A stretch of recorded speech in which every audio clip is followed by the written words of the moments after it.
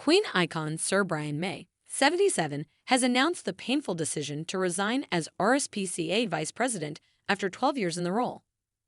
The rocker cited the RSPCA's assured scheme as the main reason for his resignation, explaining that appallingly bad standards of animal welfare were supposedly on display in member farms.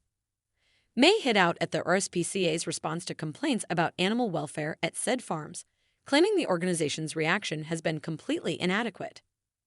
The 77-year-old, who's also recovering from a stroke ordeal, penned in an open letter to the RSPCA.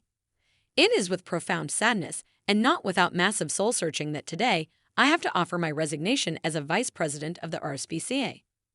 You have kept me informed through the Save Me trust of complaints that have been leveled in recent months at the RSPCA over appallingly bad standards of animal welfare in member farms of the RSPCA assured scheme. I have understood that the RSPCA needed time to evaluate the evidence and make decisions on action to be taken.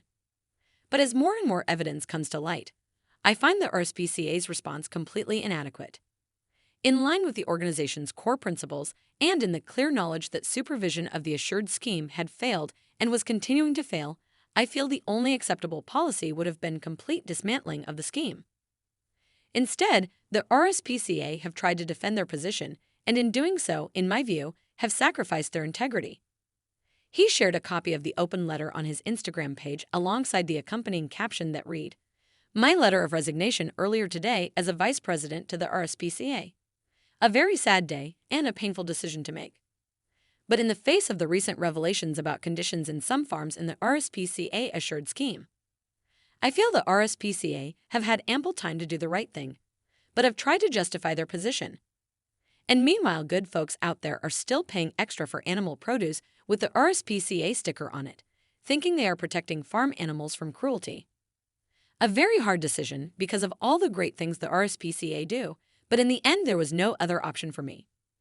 Bry."